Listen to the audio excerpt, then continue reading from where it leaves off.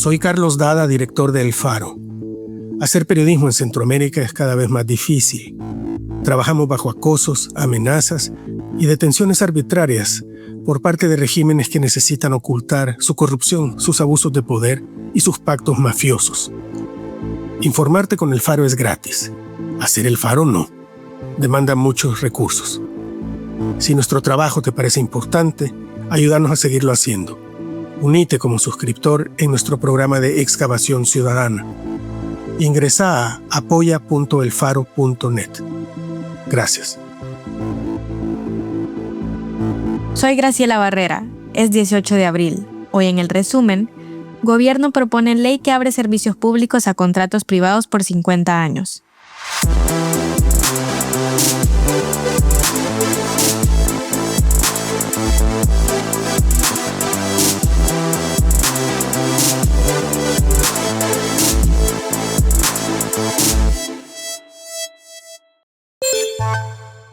En El Salvador, una propuesta de ley vuelve a poner en la mesa el debate sobre el papel del Estado y la empresa privada en la gestión de los servicios públicos como educación, salud y agua. Se trata de la reforma a la Ley de Alianzas Público-Privadas, impulsada por el gobierno, que plantea cambios importantes en la forma en que se diseñan y ejecutan estos proyectos. La iniciativa fue presentada el pasado 9 de abril por la ministra de Turismo Morena Valdés, ante la Asamblea Legislativa y posteriormente recibida el 14 por la Comisión de Tecnología, Turismo e Inversión. El proyecto busca derogar la ley vigente aprobada en 2013, con el argumento de modernizar el marco legal para desarrollar infraestructura y servicios públicos en colaboración con el sector privado. Uno de los cambios centrales es que la ley permitiría a las empresas privadas participar en todas las etapas de un proyecto, es decir, desde su diseño, construcción, hasta su operación y mantenimiento.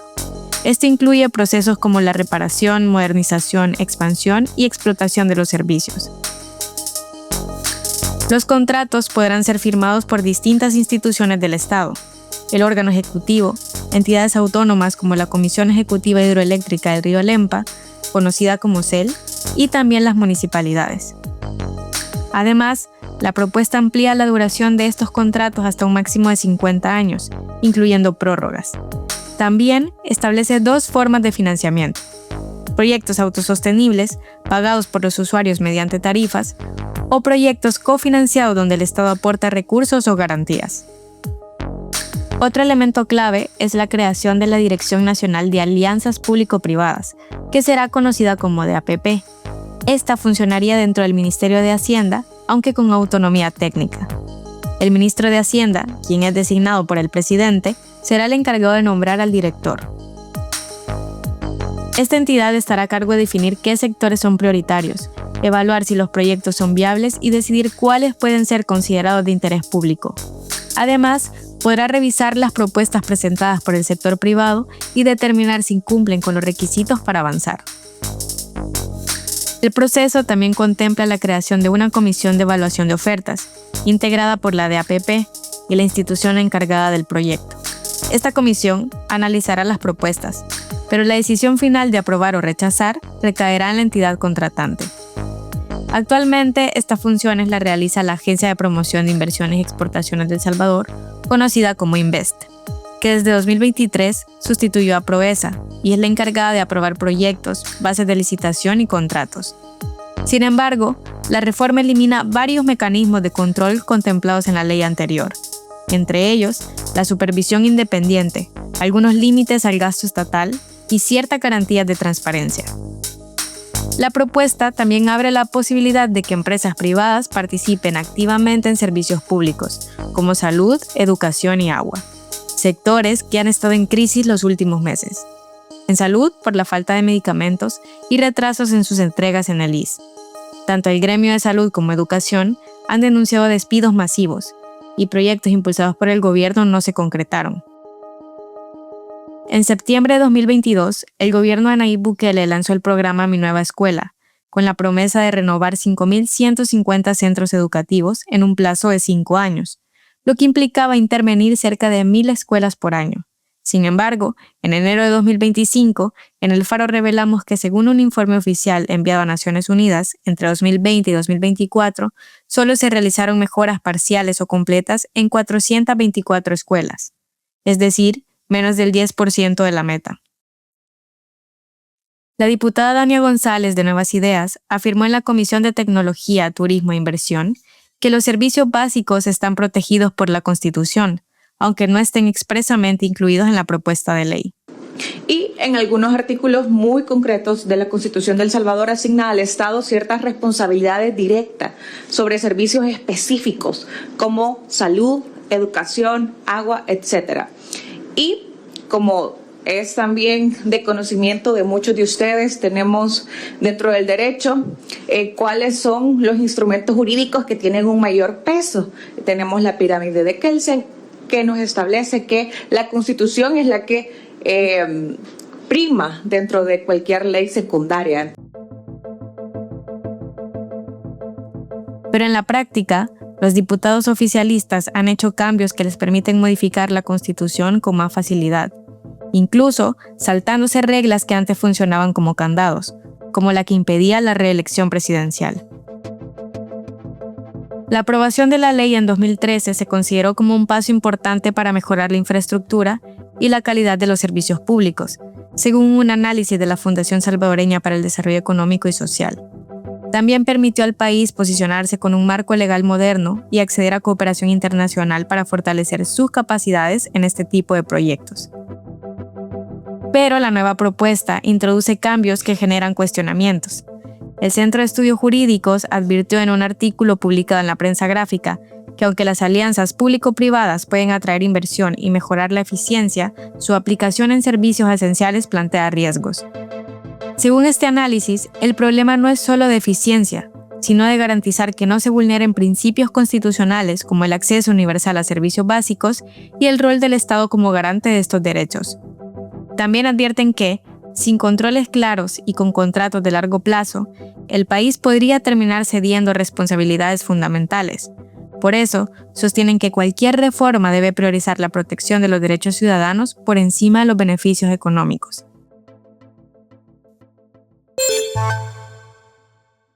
El presidente Nayib Bukele lanzó este martes 14 de abril la segunda fase de la aplicación Doctor SB, una herramienta con la que buscan ampliar la atención a pacientes con enfermedades crónicas, como hipertensión, diabetes y enfermedades renales mediante el uso de inteligencia artificial.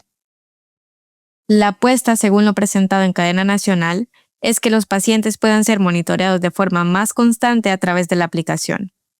Bukele también dijo que esta es solo la segunda etapa, y su apuesta es tratar el cáncer. Aquí estamos ya en otro nivel, estamos hablando de diabetes, hipertensión, enfermedades renales, etc. Pero luego viene tercera etapa, cuarta etapa, en algún momento estaremos tratando cáncer, estaremos haciendo cirugías. Hacia allá vamos.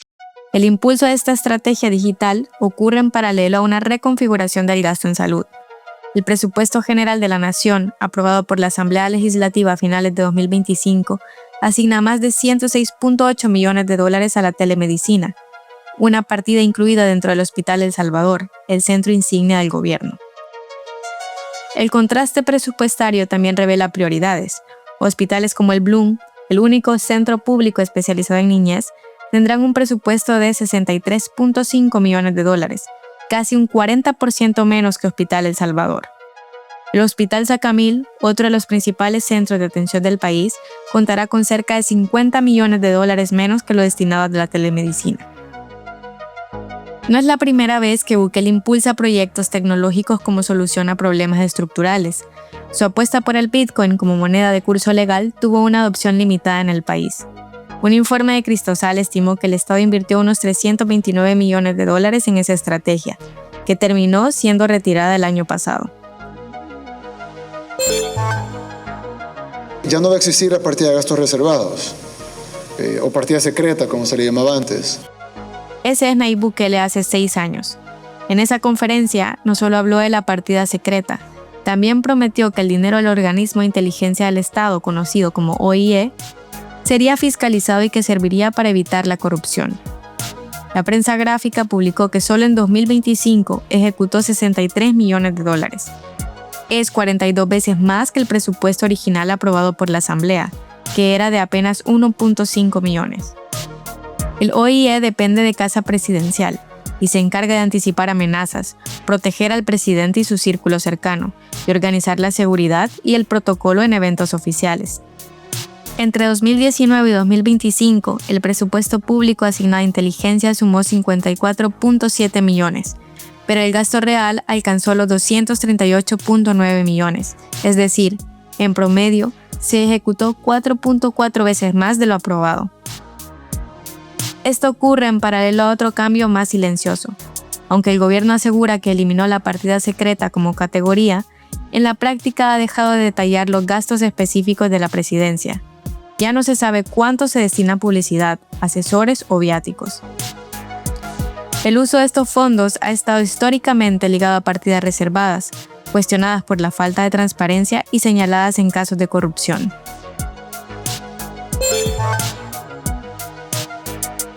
Esta es la historia de un empresario austriaco muy cercano al presidente salvadoreño Nayib Bukele, desde sus tiempos como alcalde de San Salvador, y que desde 2017 no ha parado de obtener beneficios millonarios por sus negocios con bienes públicos. Dos empresas en las que el austriaco Uwe Christian Martins ha sido emisario, director y presidente se han beneficiado de usufructos millonarios de bienes públicos y de préstamos que suman más de 87 millones de dólares. El esquema usado es el mismo. Las instituciones salvadoreñas ceden bienes públicos para hacer rentables negocios privados, y los privados usan esos bienes para obtener créditos que son gastados sin rendición de cuentas. El empresario austriaco que acompaña a Bukele desde que era alcalde acumula más de 87 millones en negocios con bienes públicos. Es uno de los reportajes destacados de la revista del Faro en su edición de abril del periodista Jimmy Alvarado. En la nota de Centroamérica, Gabriel Labrador explica por qué viajar entre países de América Central resulta más costoso que viajar entre países de Europa. El 12 de abril, la aerolínea Volaris cerró sus vuelos directos entre países centroamericanos, que habían existido desde 2016.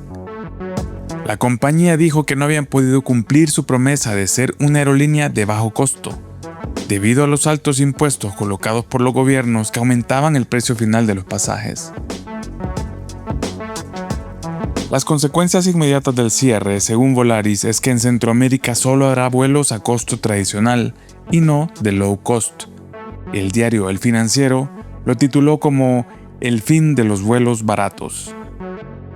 En junio de 2025, un vuelo de Volaris entre Guatemala y Costa Rica, por ejemplo, costaba $97. En otras aerolíneas como Avianca o Copa, que dominan el mercado desde antes de la llegada de Volaris en 2016, podía costar el doble o el triple. El cierre de las rutas centroamericanas de Volaris refleja el fracaso de los gobiernos de Centroamérica de tomar las medidas necesarias para abaratar los costos de los pasajes de avión. Conseguirlo no era ciencia ficción. Hubo un plan promovido por el Banco Mundial desde 2022 para reducir los costos de impuestos aeroportuarios y con eso abaratar los vuelos, pero el proyecto fracasó. En noviembre de 2022, el Banco Mundial y Volaris auspiciaron un encuentro en la antigua Guatemala para llevar a realidad ese plan. La piedra angular era un informe del banco que había concluido que los boletos entre destinos en América Central eran hasta 3 veces más caros que rutas similares en América del Sur, debido a los impuestos cobrados por los aeropuertos y que ningún gobierno quiere recortar. El informe también decía que si todas las tasas aplicadas a estos boletos disminuyeran de $120 a $40, eso reduciría los vuelos redondos a $114, cuando había boletos en aerolíneas tradicionales que podían costar hasta $800. En el encuentro de Antigua Guatemala, el CEO de Volaris, Enrique Beltranena, se mostraba optimista de que el plan cuajara. Esto dijo cuando la periodista costarricense Glenda Umaña le preguntó si los gobiernos habían respondido bien a la propuesta. Pues hemos tenido una respuesta muy agradable, sobre todo de parte del gobierno de El Salvador, quien se ha comprometido a impulsar la reforma y trabajar en la reforma de la reducción de los impuestos. Beltranena dijo que para hacer realidad los vuelos más baratos, al menos 2 países tenían que reformar sus leyes en el corto plazo. Umaña reveló que los dos países con conversaciones más avanzadas eran El Salvador y Costa Rica. Ahora, 4 años más tarde, se sabe que El Salvador no hizo la reforma y Costa Rica estuvo a punto de hacerlo, pero el presidente Rodrigo Chávez vetó la ley en 2025. Chávez, muy alineado al estilo de gobernar de Nayib Bukele en El Salvador, justificó su veto insinuando que quienes habían promovido la ley querían beneficiar a Volaris. Este es Chávez en una rueda de prensa el 19 de febrero de 2025. Y la razón de esto es que Don Eli está promoviendo una ley que defiende los intereses y promueve los intereses de ciertas aerolíneas. Yo todavía no lo tengo identificado.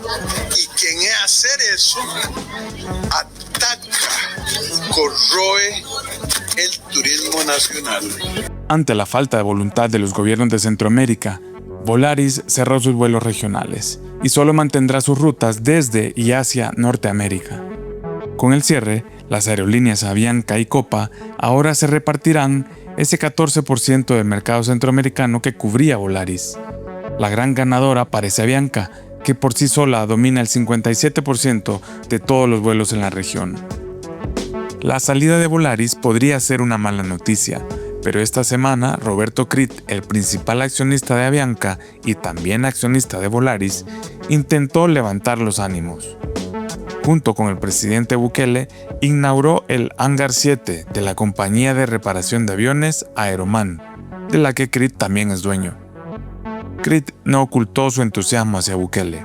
Quiero también dar un agradecimiento muy especial al presidente de la República, el mejor presidente que ha tenido El Salvador desde que yo me acuerdo, y quiero que le demos un gran aplauso.